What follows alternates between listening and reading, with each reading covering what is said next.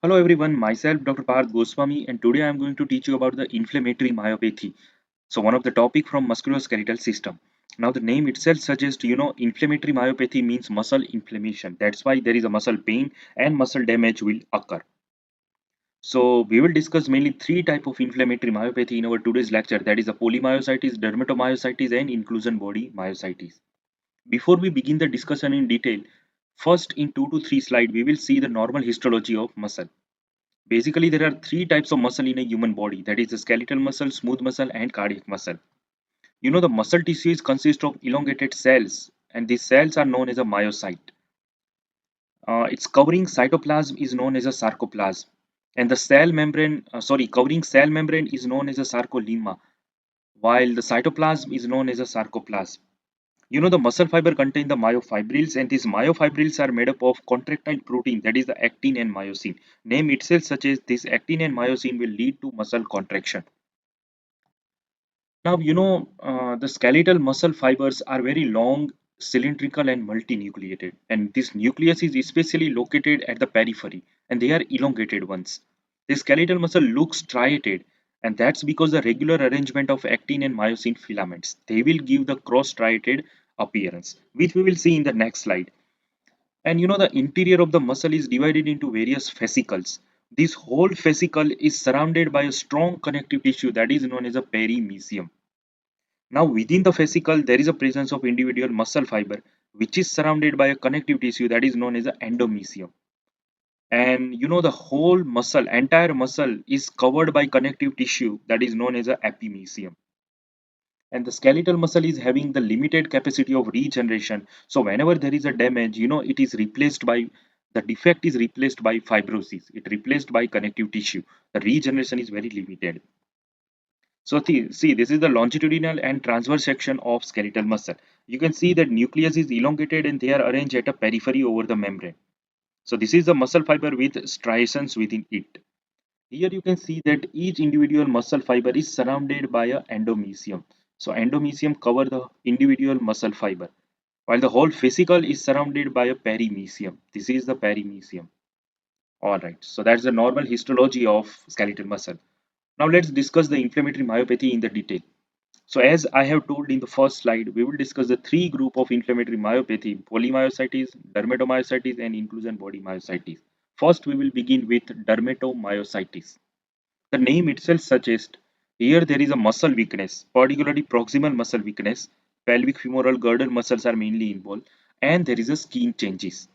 That's why the name given is dermatomyositis. Here the skin changes are associated. It is the systemic autoimmune condition, means antibody is formed against our own cell. The main clinical presentation is because of the damage to the small blood vessels. So here the muscle injury is because of muscle and skin injury is because of damage to the small blood vessel. For vasculopathic changes will occur, and that can be seen as a telangiectasia, particularly dilated capillary loops in the nail folds, eyelid, gum, and as a dropout of capillary vessels in the skeletal muscles. So this is the dilated capillaries at the nail fold, and this particular changes. This is at the knuckle, right? So this all is because of damage to the small capillaries, small blood vessel damage. So here vasculopathy is the main reason. And if we take a biopsy of muscle or skin, then they will show the deposition of complement membrane attack complex, which can be demonstrated by electron microscopy or immunofluorescence microscopy. So complement deposition can be seen. Now there are three type of antibodies that can be seen in dermatomyositis, that is associated with dermatomyositis. That is first is anti-Mi2.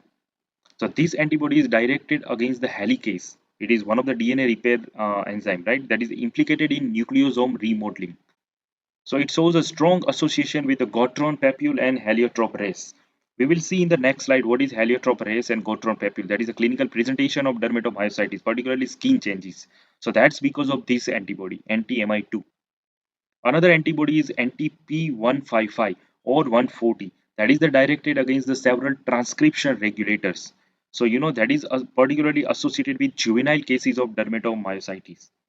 Third antibody is anti-Jo1, that's directed against the histidyl tRNA synthetase.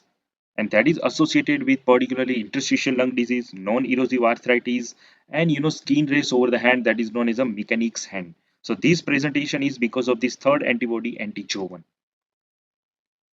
So if we talk about the morphology of this particular dermatomyositis, then as it is the autoimmune disease, there is a chronic inflammatory cell, particularly mononuclear inflammatory cells are observed. Mononuclear inflammatory cell means lymphocyte plasma cell like that of cells and macrophages. They have the one nucleus, that's why it is mononuclear. So they will be found, and they are particularly located in a perimysial connective tissue. If you do the histopathology examination, then it will be seen around the blood vessel and in a perimysial location. Here you can see that it is seen at the perimysial location. Perimysial means each muscle fiber covering is affected, right? It doesn't seen in endomysial area. So it cover the whole fiber, whole fascicle, right? Sometimes it is associated with perifascicular atrophy, which we can see here. So perifascicular atrophy also can be seen, and sometimes blue regenerated muscle fiber also can be observed. Necrosis also can be seen in this particular condition. But the classical is location, that is the perimysial, right? That's why the normal histology is important. See, this is the perimysial area, right? Perimysium means each fascicle. The fascicle is surrounded by a connective tissue that is known as a perimysium. So here the perimysium area, muscle fascicle covering is mainly affected. The inflammation is seen in that area. Now if we talk about the clinical presentation, then there are two clinical presentation: muscle weakness and skin changes. Muscle weakness is very slow in onset, symmetrical, and often accompanied by myalgia. Muscle pain is associated, and it typically affects the proximal muscles. The proximal muscles are affected commonly, and as a result of affection of proximal muscle, patient is having problem in a getting up from the chair and climbing the steps. The climbing is become very difficult with the time. But the fine movement that is controlled by distal muscle is not affected. They are affected only late in the disease. And because of muscle damage, if you do the laboratory investigation, then creatinine kinase is very much elevated. Now, if we talk about the skin changes, we have first seen the clinical presentation of muscle weakness. Now, if we talk about the skin changes, that's because of muscle vessel damage, right? So, vascular damage is mainly responsible for it, and the reason is complement deposition because of antigen antibody complex. So, two classical presentation skin changes is there: Gotron papule and heliotrope race. Now, what is heliotrope race? So various races are described in various papers of dermatomyositis. But the characteristic consistent one skin changes are the pale purple color discoloration of upper eyelid. That is known as a lilac colored discoloration of upper eyelid. That is known as a heliotrope race. So see, this is the lilac color discoloration of upper eyelid. That is known as a heliotrope race, and it is associated with periorbital edema. Lilac means pale purple color. So that discoloration is given the name heliotrope race. Second important finding is scaling erythematous eruptions. Red color patches are observed over the knuckle, elbow, and knees. See here over the knuckle you can see a red patches. So that is known as a Gotron papule. If the esophageal muscles are involved, then dysphagia can also be seen. And in a childhood, dermatomyositis is associated with calcinosis, calcium deposition, and lipodystrophy. All right. So that was all about the dermatomyositis. Now let's discuss some of the key important feature of polymyositis. So the name itself suggests here, the muscles are involved. Muscle is inflamed. Here the skin changes are not seen. It lacks the distinctive cutaneous feature, and that's why the name is polymyositis. Muscle weakness is the main characteristic finding, and the damage is because of inflammation by CD8 cytotoxic T cell. Here, vascular injury doesn't play a major role. In the dermatomyositis, vascular damage was playing the major role. But here, the vascular injury is not observed, and that's why there is no skin changes. That is one of the differentiating point from dermatomyositis. Now, histopathology, morphology. Morphology means gross and microscopic appearance. So, if we talk about the microscopic appearance, photomicrograph, then mononuclear inflammation is seen like that of dermatomyositis because this is the autoimmune disease. So chronic inflammation is seen, especially of lymphocytes and plasma cell, which we can see here. But in contrast to dermatomyositis, in this polymyositis, the location is endomysial. See here the location is endomysial. Endomysial means individual muscle fiber covering.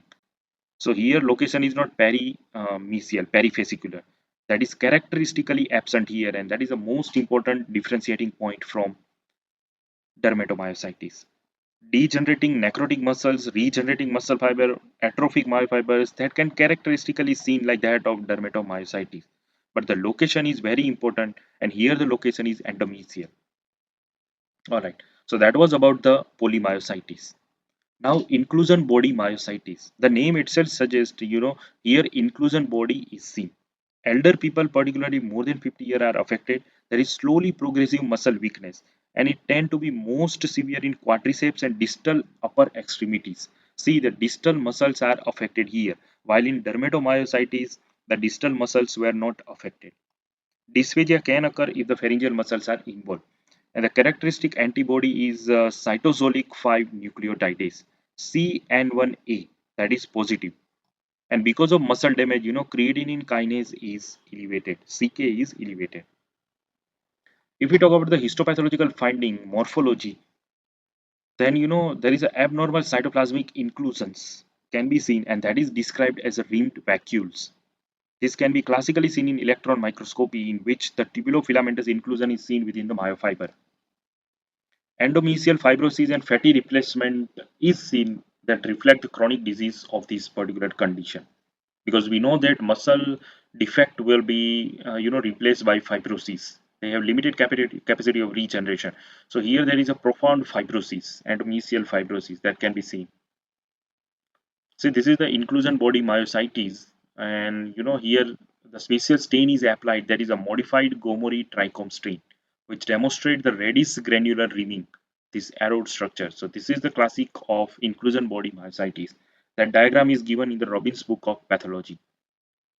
And these inflammatory myopathies are treated with immunosuppressive drug, particularly steroids, azathioprine, and intravenous immunoglobulin need to be given for treating.